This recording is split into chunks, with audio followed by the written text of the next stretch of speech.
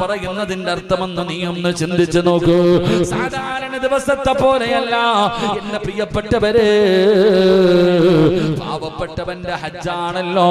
പാവപ്പെട്ടവന്റെ ഹജ്ജിന്റെ ദിവസമാണ് വെള്ളിയാഴ്ച ദിവസം. പടച്ചറബിന്റെ പരിശുദ്ധമായ കഅബാലയത്തിലേക്ക് പോയി കഥാ ഹജ്ജ് ഹജ്ജ് ചെയ്യാൻ പോകാൻ, ഉംറ ചെയ്യാൻ പോകാൻ കഴിയാത്തവരുണ്ടല്ലോ, പാവപ്പെട്ടവരുണ്ടല്ലോ, ഫക്കീറുകളുണ്ടല്ലോ, മിസ്കീനുകളുണ്ടല്ലോ. പടച്ചവനെ അവർക്ക് ഹജ്ജും ഉംറയും ചെയ്യാൻ പോകാൻ അങ്ങ് ലക്ഷങ്ങൾ കൊടുത്ത് മക്കയിലും മദീനയിലും പോകാൻ പൈസയില്ലാത്ത പാവപ്പെട്ടവരായ കൂലിപ്പണിക്കാരായ സാധുക്കളായ മുസ്ലിമേ, വെള്ളിയാഴ്ച ദിവസം നിനക്കുള്ളതാ. വെള്ളിയാഴ്ച ദിവസം നിനക്കുള്ളതാണ്. അതുകൊണ്ടാണ് മഹാനായ നബി മുഹമ്മദ് മുസ്തഫ സല്ലല്ലാഹു അലൈഹി വസല്ലമ തങ്ങൾ പറഞ്ഞത്, മക്കത്ത് പോയിട്ട് സ്വർഗ്ഗത്തിൽ നിന്ന് കൊണ്ടുവന്ന ഹജറുൽ അസ്വദ് എന്ന് പറയുന്ന കല്ലുകൊണ്ട് അലങ്കരിച്ച കഅബാലയമുണ്ടല്ലോ. ആ പരിശുദ്ധമായ കഅബാലയത്തിന്റെ ഭാഗത്ത് കാണുന്ന ഹജറുൽ അസ്വദിൽ ഒരു മനുഷ്യൻ പോയി ചുംബിച്ചു കഴിഞ്ഞാൽ അവന്റെ ജീവിതത്തിൽ ചെയ്തു പോയ സർവ്വ പാപങ്ങളും അല്ലാഹു പുറത്തു കൊടുക്കുകയാ. ആ ഹജറുൽ അസ്വദ് മുത്തികെട്ട് വരുന്ന മനുഷ്യനുണ്ടല്ലോ, പടച്ചവനെ ഉമ്മ പ്രസവിച്ചതുപോലെ അവന്റെ പാപങ്ങൾ മുഴുവനും അല്ലാഹു പുറത്തു കൊടുക്കുകയാണ്. ആ കാണുന്ന ഹജറുൽ അസ്വദ് എന്ന് പറയുന്ന കല്ലുണ്ടല്ലോ, പടച്ചവനെ ഇന്ന് മക്കത്ത് പോയി കണ്ടവർക്കറിയാം. ആ ഹദീസ് പറയുന്നത് വെളുത്ത കല്ലായിരുന്നു, വല്ലാത്ത വെളുപ്പുള്ള കല്ലായിരുന്നു. പടച്ചവനെ ജനങ്ങൾ പോയി ആ കല്ലിലേക്ക് മുത്തുമ്പോൾ അവൻ ചെയ്ത പാപങ്ങൾ മുഴുവനും അവിടെ നിന്നിങ്ങനെ വലിച്ചെടുക്കുകയാണ്. അത് കരിക്കട്ടയെക്കാൾ വല്ലാത്ത കറുത്തിരിക്കുകയാണ് ഹജറുൽ അസ്വദ്. പടച്ചവനെ അത് ചുംബിക്കുന്ന മനുഷ്യന്റെ പാപങ്ങൾ വലിച്ചെടുത്തത് കറുത്തുപോയി എന്ന് മഹാന്മാര് പറയുമ്പോ ആ ഹജറുൽ അസ്വദ് മുത്തികെട്ട് വരുന്നവന്റെ പാപം പൊറുക്കുകയോ. അല്ലാഹുവിന്റെ പരിശുദ്ധമായ കഅബാലയത്തിന്റെ കില്ല പിടിച്ച് ദുആ ചെയ്തിട്ട് പാപം പൊറുപ്പിക്കുമല്ലോ. എന്റെ പ്രിയപ്പെട്ടവരെ, അവിടെ പോയി ചെയ്യാൻ കഴിയാത്ത മനുഷ്യ എന്തിനാ പ്രയാസപ്പെടുന്നത്? ഹജ്ജിന് പോകുന്നവരെ കാണുമ്പോ, ഉംറയ്ക്ക് പോകുന്നവരെ കാണുമ്പോ, പടച്ചവനെ എനിക്ക് പോകാൻ കഴിയില്ലല്ലോ, എന്റെ കയ്യിൽ പൈസ ഇല്ലല്ലോ എന്ന് പ്രയാസപ്പെടുന്ന ഉപ്പ, ആഴ്ചയിൽ പടച്ചവനെ പെരുമാതുറ ജുമാ മസ്ജിദിൽ വന്ന് ജുമാ ചെയ്യാൻ, അതാ ഹജ്ജ് ചെയ്യാൻ അവസരം കിട്ടിയവനല്ലേ, ഉംറ ചെയ്യാൻ നിനക്ക് അവസരമുണ്ടല്ലോ, പ്രതിഫലങ്ങൾ നേടിയെടുക്കാൻ കഴിയുമല്ലോ. ഈ പെരുമാതുറ പള്ളിയിൽ നാളെ ജുമഅന്റെ സമയത്ത് പള്ളിയിൽ നിന്ന് ബാങ്ക് വിളിച്ചു, നിങ്ങളെല്ലാവരും ഈ പള്ളിയിലേക്ക് കടന്നു വരുമല്ലോ. അവസാനം ജുമാ നമസ്കാരം കഴിഞ്ഞ് ഇവിടെ നിന്ന് ഇറങ്ങി പോകുമ്പോ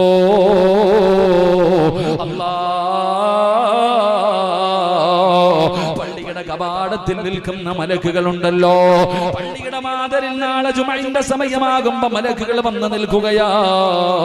അതാ പടച്ചവനെ 1:30 നമസ്കാരം കഴിഞ്ഞ് ഇറങ്ങി പോകുമ്പോ പള്ളിയുടെ കവാടത്തിൽ നിൽക്കുന്ന മലക്ക് പറയുകയാ, അൽഹംദുലില്ലാഹ്,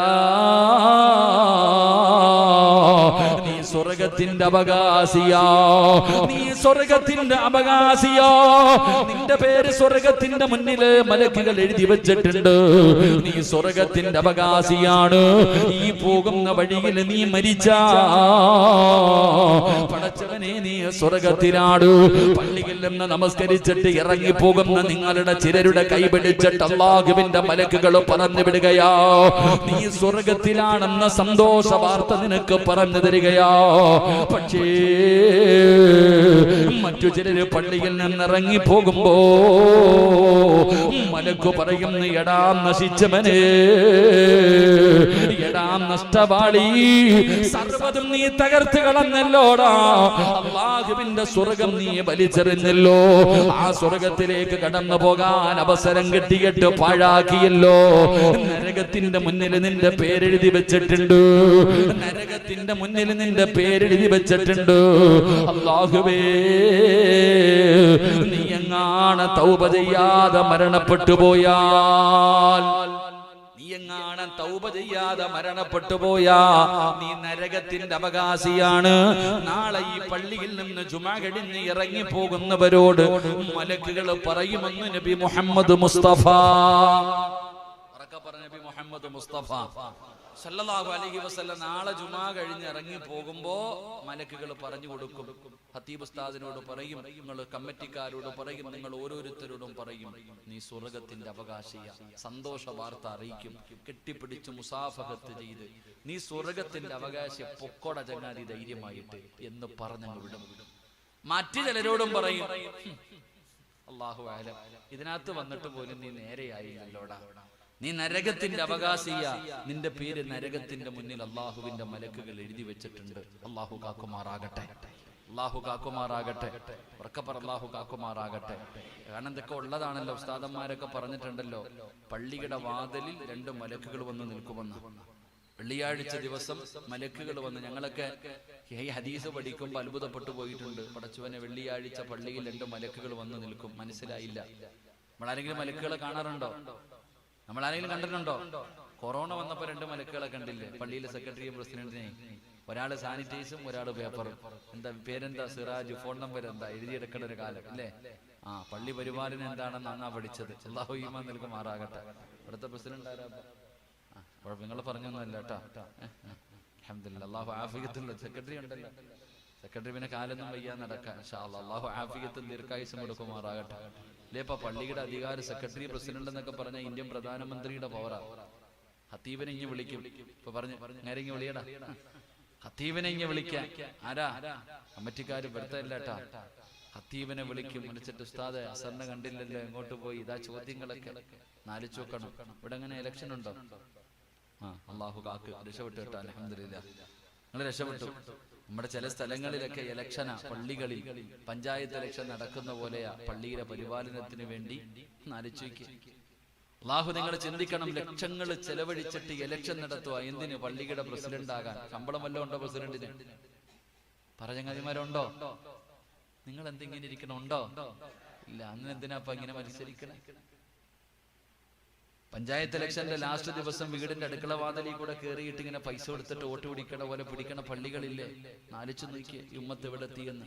ബൈത്തുൽ മാലിന്റെ പണം എടുത്തിട്ട് ഇലക്ഷൻ നടക്കുക. ഇവിടെ പള്ളിയുടെ സെക്രട്ടറി ആകുന്നവൻ, മത്സരത്തിന് നിൽക്കുന്ന ഒരുത്തൻ 25,000 രൂപ പള്ളിക്ക് കെട്ടിവെക്കണമെന്ന് പറഞ്ഞ ആരാപ്പം മത്സരിക്കാണ്ടാവുക? അള്ളാഹു നമ്മുടെ ഉമ്മത്തിന് അള്ളാഹു ഈമാൻ നൽകുമാറാകട്ടെ. ഈ അടുത്തൊരു പള്ളിയുടെ ഇലക്ഷനുമായി ബന്ധപ്പെട്ട് അടി നടന്നു. ഓടിച്ചിട്ട് തല്ല്, കൂട്ടത്തല്ല്. എവിടെ? പള്ളിക്കകത്ത്. അള്ളാഹുവിന്റെ ഭവനം. ഞാൻ ഓർമ്മപ്പെടുത്തുന്ന, അധികാരം ആരും ചോദിച്ചു വാങ്ങരുത്. പണ്ടുള്ള ആൾക്കാരുടെ ഒക്കെ പോയിട്ട് പറയും, ഉപ്പ നിങ്ങൾ പള്ളിയുടെ പ്രസിഡന്റ് ആകണം. എനിക്ക് വയ്യ, അള്ളാനെ ഓർത്തിട്ട് വേറെ ആരും ഇല്ലേ? അങ്ങനെ ഒരു കാലുണ്ടായിരുന്നു. പള്ളിയുടെ സെക്രട്ടറി ആകാനോ പ്രസിഡന്റ് ആകാനോ നാട്ടുകാർ മുഴുവനും പോയി പറഞ്ഞാൽ പോലും അവർ പറയും എനിക്ക് വേണ്ടാണ്. കാരണം അത്രയ്ക്കും പേടിയ, തീക്കട്ടയുടെ മുകളിൽ ഇരിക്കുന്നത് പോലെ. പണ്ടുള്ളവര് ജുമാ നിസ്കരിച്ചിട്ട് പള്ളിയിൽ നിന്ന് ഇറങ്ങി പോകുമ്പോ ചിലര് ചെരുപ്പിടാറില്ല, കയ്യിൽ പിടിച്ചോണ്ട് പോകും. മറ്റു ചിലരിങ്ങനെ പോകുമ്പോ ചെരുപ്പ് ഇങ്ങനെ കാലി ഇട്ടുകൊണ്ട് പോയിട്ട് ആ ഗേറ്റിന്റെ അവിടെ ചെന്നിട്ട് കാലി കിടക്കണ ചെരുപ്പ് ഇങ്ങനെ ഭിത്തിയിലിട്ട് തട്ടുന്നത് കാണാം. ഇതിനെന്നറിയോ? ആ ചെരുപ്പിന്റെ അടിയിൽ പള്ളിയിലെ മണ്ണ് പറ്റിയിട്ടുണ്ട്. അതുകൊണ്ട് പുറത്തിട്ട് അള്ളാനോട് കണക്ക് പറയണമല്ലോ എന്ന് പേടിച്ചിട്ട്. പള്ളിയിലെ മണ്ണ് ചെരുപ്പിനടിയിൽ പറ്റി ആ ചെരുപ്പിന്റെ അടിയിൽ പറ്റിയ മണ്ണ് കൊണ്ട് വെളിയിലിട്ട് അള്ളാനോട് കണക്ക് പറയണമെന്ന് പേടിച്ചിട്ട് കാലിൽ കിടക്കണ ചെരുപ്പ് മതിലി തട്ടിക്കിട്ട് പോകണ ഉപ്പമാരുണ്ടായിരുന്നു ഒരു കാലത്ത്. ഇന്നോ വഞ്ചിപ്പട്ടിക്കകത്തുനിന്ന് വാരുമ്പോ പോലും ആ പേടിയുണ്ടോ? ആ പേടി ആദ്യം മാത്രമേ പേടിയുള്ളൂ. ഇവിടെ ചിന്തിക്കേണ്ടത് പ്രസിഡന്റും സെക്രട്ടറിയും മനസ്സിലാക്കണം. മഹാനായ സയ്യിദന ഉമർ ഇബ്നുൽ ഖത്താബ് റളിയല്ലാഹു തആല ഖലീഫയായിരിക്കുക. പള്ളി കമ്മിറ്റിക്കാരൊക്കെ പഠിക്കേണ്ട ഒരു വിഷയമാണ്. ഉമർ തങ്ങൾ ഖലീഫയായിരിക്കുമ്പോ ഓഫീസിൽ ഇങ്ങനെ ഇരിക്കുക. അപ്പോഴാണ് ഒരു കുടുംബക്കാരൻ കാണാൻ വന്നു. ഉമർ തങ്ങൾ ആ കത്തിച്ചു വെച്ചിരുന്ന വിളക്കം അണച്ചു കളഞ്ഞു. കമ്മിറ്റി ഓഫീസിനകത്ത് ഇരിക്കുമ്പോ കത്തിച്ചു വെച്ചിരുന്ന വിളക്കം അണച്ചു. അപ്പൊ ആ റൂമിനകത്ത് വല്ലാത്ത ഇരുട്ട് വന്നപ്പോ ഈ മനുഷ്യൻ ചോദിച്ചു, എന്തിനാ വിളക്കണച്ച്? ഉമർ തങ്ങൾ പറഞ്ഞ മറുപടി എന്തെന്നറിയോ? ഇത് ബൈത്തുൽ മാലിന്റെ എണ്ണയായിരിക്കുന്നത്. നമ്മൾ കുടുംബക്കാര്യം പറയുന്ന സമയത്ത് ഇത് കത്തിച്ചു വെച്ച അള്ളാനോട് കണക്ക് പറയണം. അതാണ് സൂക്ഷ്മത. ഉമർ റളിയല്ലാഹു തആല അൻഹുവിന്റെ മകൻ ഒരു ദിവസം വാപ്പ നോക്കുമ്പോ മോൻ വീട്ടിലോട്ട് കയറി വരുന്നു. ഉപ്പ നോക്കിയപ്പോ തലയിൽ എണ്ണ തേച്ചിരിക്കണം. ഉമർ തങ്ങൾ ചോദിച്ചത് എവിടുന്നാണ്? ഈ വീട്ടിൽ എണ്ണയില്ലല്ലോ, നീ പിന്നെ എങ്ങനെയാ തലയിൽ എണ്ണ തേച്ചത്? ആ സമയത്ത് ഉമർ ഇബ്നുൽ ഖത്താബ് റളിയല്ലാഹു തആല അൻഹുവിന്റെ മകൻ പറഞ്ഞു, വാപ്പ സൈത്തെണ്ണ കൊടുത്തുകൊണ്ടിരിക്കുക, മണ്ണെണ്ണ കൊടുക്കൂല്ലേ റേഷൻ കടയിൽ, ജയ്ത്തെണ്ണ ഞാനിങ്ങനെ കൊടുത്തുകൊണ്ടിരിക്കുമ്പോ ഒരല്പ എണ്ണ ബാക്കി വന്നു, കയ്യിലൊക്കെ പറ്റിയത് അങ്ങ് തലയിൽ തേച്ചാ. എങ്ങനെ എണ്ണ കൊടുത്തുകൊണ്ടിരിക്കുമ്പോ ഇത്തിരി കയ്യിലായില്ലേ, ആ എണ്ണ ഞാൻ എന്റെ തലയിൽ തേച്ചതാ. റളിയല്ലാഹു തആല അൻഹു പറഞ്ഞു, ബൈത്തുൽ മാലിന്റെ എണ്ണ നീ തേച്ചോ, പടച്ചോനെ ഈ ഇന്നത്തെ എണ്ണ കൊണ്ട് പാപം കൊടുക്കാൻ, ആ പാവം തീരട്ടെ. അങ്ങനെയാണെങ്കിൽ പിന്നെ ഇന്നത്തെ മനുഷ്യന്റെ അവസ്ഥ പറയണോ? അള്ളാഹു കാക്കുമാറാകട്ടെ, ഉറക്കപ്പറല്ല കാക്കുമാറാകട്ടെ. ഈ പള്ളിയുടെ ബാത്റൂമിന്റെ മുന്നിലിട്ടിരിക്കണ ചെരുപ്പിന്റെ മൂക്ക് വെട്ടിയിട്ടിരിക്കണ എന്തിനാ? പള്ളിയുടെ ബാത്റൂമിന്റെ മുന്നിലിട്ടിരിക്കണ ചെരുപ്പിന്റെ മൂക്ക് വെട്ടിയിട്ടിരിക്കണ എന്തിനാ?